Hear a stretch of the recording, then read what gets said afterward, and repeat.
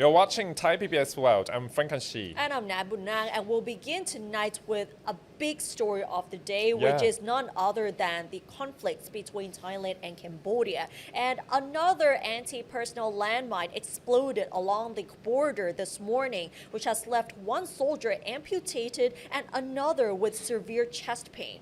So a Thai soldier lost one of his legs this morning when he stepped on an anti-personnel landmine while they were on a patrol in Huayta Maria opposite the Pravihan ancient temple in Sisake province, and another soldier was left with severe chest pain. The two soldiers have been airlifted to a nearby hospital for medical treatment. And apparently this is not the first time where Thai soldiers were injured by landmine explosions, especially since the border tensions erupted between the two countries. Over dozens of Thai soldiers have already been injured or amputated since the first landmine explosion were reported along the Thai-Cambodian border in July. And so far, Thailand and Cambodia have signed peace deals, which includes the clearance of landmines. However, Thai soldiers have since found newly laid landmines along the borders. Meanwhile, Thailand has decided to delay this Wednesday's release of 18 Cambodian prisoners of war after two Thai soldiers were injured in a landmine explosion this morning. Thailand's Defense Minister General Nattapol Nakpanit simply nodded and said yes in response to a reporter's question today as to whether the release will be delayed. He also told the media that he had been informed by the Army Chief of Staff that the 2nd Army Region is currently investigating whether the landmine was laid recently. He said that for now, the release of the 18 Cambodian prisoners of war is on hold, as he hinted at further consequences if proof is found that the landmine was newly laid, adding that Thailand is filing a formal protest against Cambodia over the incident. And yesterday, it has been reported that Thailand and Cambodia have agreed on a 5-stage action plan for the demarcation of the borderline in Chanthaburi and Trat provinces, according to informed sources close to the JBC or the Joint Boundary Commission. So Frank, this is another case where Thai soldiers have been severely injured by the landmine explosions. But despite that, we have been reporting that the peace deals have already been signed between the two countries, and one of the conditions is that the clearance of landmines is one of the key priorities, but soldiers have detected several landmines along the borders, and they have suspected that these landmines are freshly laid.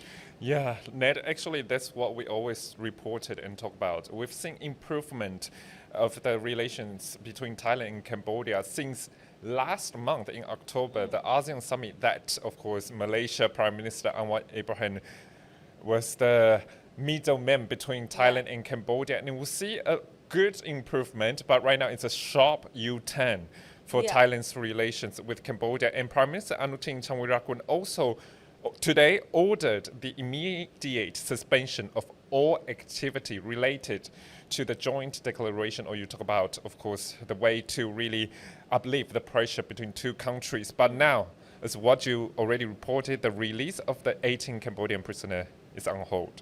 Yep, and despite having both Malaysia and the US witnessing the peace deals between Thailand and Cambodia, like you said, it's a big U-turn in terms of trying to achieve peace and security along the borders. And this has been much debated for the past few months already. And since the border tensions erupted this year, there have already been 7 recorded cases of landmine explosions, which has injured and amputated several soldiers already. And the first one being in July, and there are more cases in August as well, and the recent one this morning.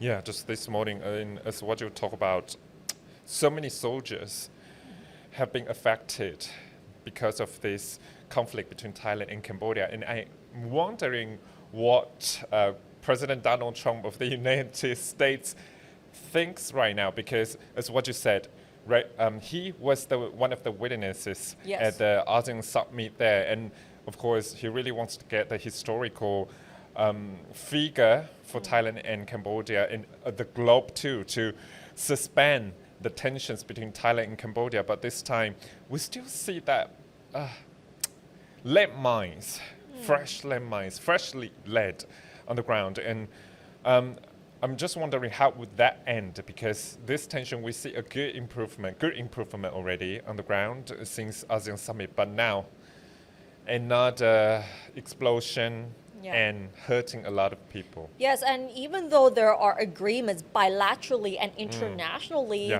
things seem to have improved, but not this time, unfortunately. Yeah, not this time, and we will see, of course, how it goes, as in Prime Minister Anutin Thongrakul and all the authorities right now are suspending all activities to stop the tensions now, but we will see how it goes in the coming days. I think that, of course, all the authorities will take over it. And now we have to turn the page to the economy, because Ministry of Industry urges EV battery recycling investment. So Ned, actually, since 2023, we've seen a lot of EV cars running on the street, not just in Bangkok, and all the provinces in Thailand too. Have you seen that coming a lot? Of course, it's really exciting that we see the increase of electric vehicles, and the infrastructure is also improving to accommodate the increase of these vehicles as well. And it's also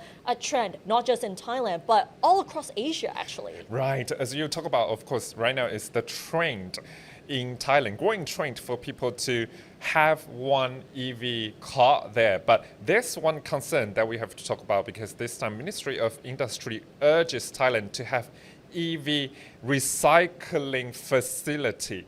So according to the Bangkok Post, Thailand's industry ministry is urging fresh investment in electric vehicle battery recycling as the country faces a growing number of expired batteries and seeks to strengthen its EV supply chain.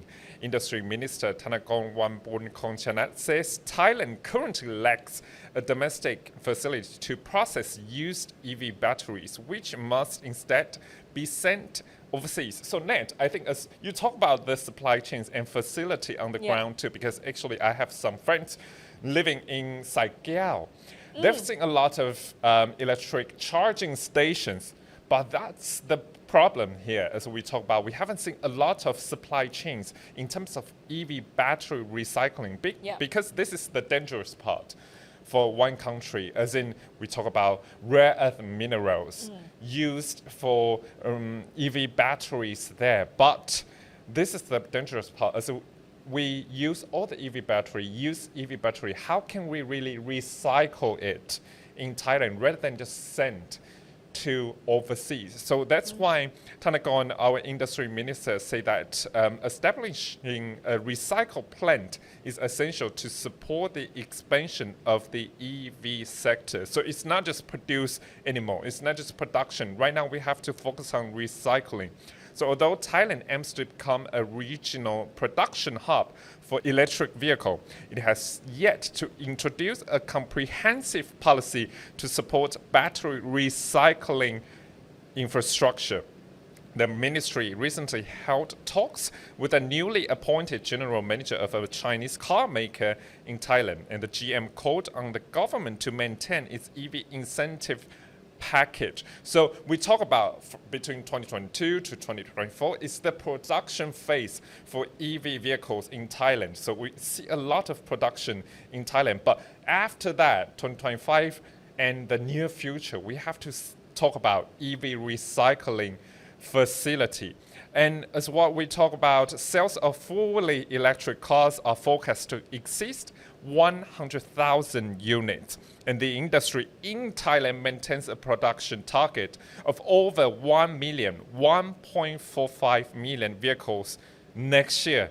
So Thailand, this is a very important juncture for Thailand, as in right now we are in production phase, not just for domestic market, also for overseas markets in the region. But now we have to focus on recycling because it's very important for environment in Thailand. Yes, and with the increase of the production, whether it's the batteries or parts of the vehicle, recycling is actually a very important part, and it must be done safely as well. Yeah, as we talk about, because of course there are three kinds of way to do recycling for EV batteries here. But we have to admit, of course, China, the largest EV vehicle producer in the world, also having the EV recycling technology. So we might, maybe Thailand, get some technology and know-how from China. Yes, and apart from the recycling facility and the charger stations, it's the whole infrastructure that needs to be strengthened, especially to cope with the increase of the production of EVs as well. Yeah, and we see a lot of trend, as what you talk about. A lot of Chinese car maker and brands coming to Thailand to show their cars too. So maybe it's a good timing to get their technology to how to recycle EV batteries. Yes, and with the increase of EVs, one thing that we have to mention is that the chargers, especially in shopping malls, they're still not enough, to be very honest, because if you go to a shopping mall, there's only just one section of how do you call it? There's only just one section for EV cars to be parked and be charged. It's not enough. Because if you only allow just one slot of it, what about the other cars that would want to charge their cars? It's not enough at the moment. And not just shopping malls, but on the streets as well. There are not enough chargers. So to cope with that demand, this is something that really needs to be reconsidered. Yeah, but to balance it, of course, we see some, for example, government sector like Bototo or EGOT, they already set up a lot of facilities around the country. And also you talk about department stores there. Sometimes, as what you said, we have to admit that it's just always packed and fully occupied. Exactly. And now let's turn to this story. During the past weekend, Thai social media was in excitement following the teen football match, which has a backstory that caught much public attention. And that was the story of a football team from Monthong Vitaya School. And this meteoric rise of this local school in Cha Cheong Sao province continues to be the talk of the town, even after its heartbreaking fall at the football match on Saturday. And the finals of the schoolboy football competition, in which Monthong played against China Provincial Administrative Organization School, attracted an overflow crowd that far exceeded the capacity of the venue located in the heart of Bangkok. Video clips and photos capturing the Supachala Stadium in Bangkok, packed to the rafters, dominated social media platforms as people buzzed over the sites which have not been seen for decades at the venue. And we have to mention that Supachala Stadium is actually the go-to for football matches, especially the national ones. And the last time a crowd flocked into the Supachala Stadium beyond its capacity was during the King's Cup match between Thailand and South Korea over 32 years ago, when the kickoff was delayed for hours as authorities struggled to handle the heavy influx of fans. The craze over the Monthong team stemmed from its Cinderella-like story, an unfancied side that managed to fight its way to the final of the 7HD Champions Cup 2025, which is the annual 7-a-side competition organized by Channel 7. Not to mention that they had to travel on an old pickup truck that went through football stadium to football stadium and back to their school. And Monthong's unexpected run began turning heads when they stunned Thep Sirin School and Assumption College Srirasha, the two household names in schoolboy football, en route to the title decider.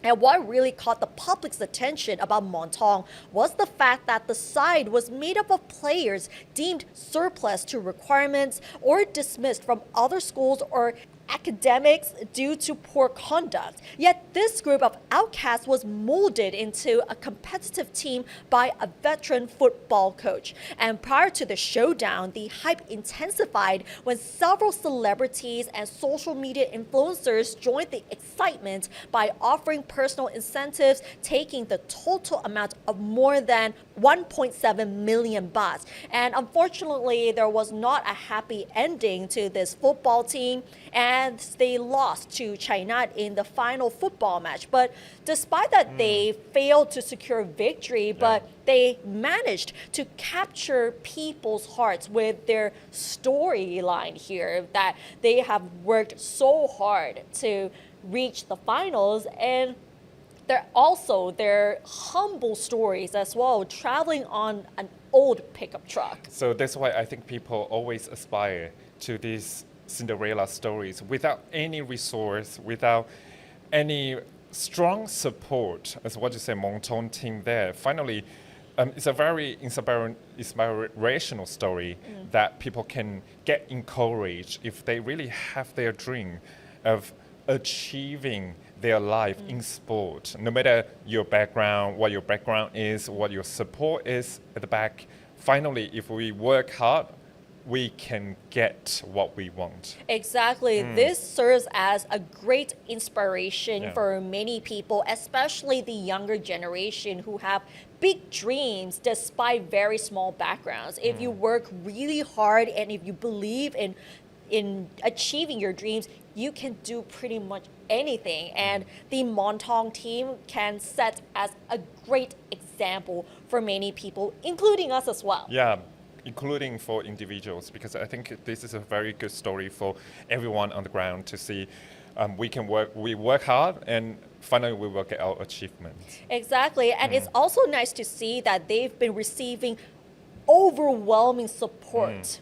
So that is so inspiring indeed. Yeah, and we should still stick to our dream, Nat. Yes, of course. At this moment. Exactly. All right, and that's all for this edition of Thai PBS World Tonight. Join us every Monday and Tuesday at 6 p.m. on Thai PBS World's Facebook and YouTube Live. You can also follow us on social media and our website, thaipbsworld.com, for all the latest stories and analyses about Thailand. Thanks for watching, and we'll see you tomorrow. สวัสดีค่ะ สวัสดีครับ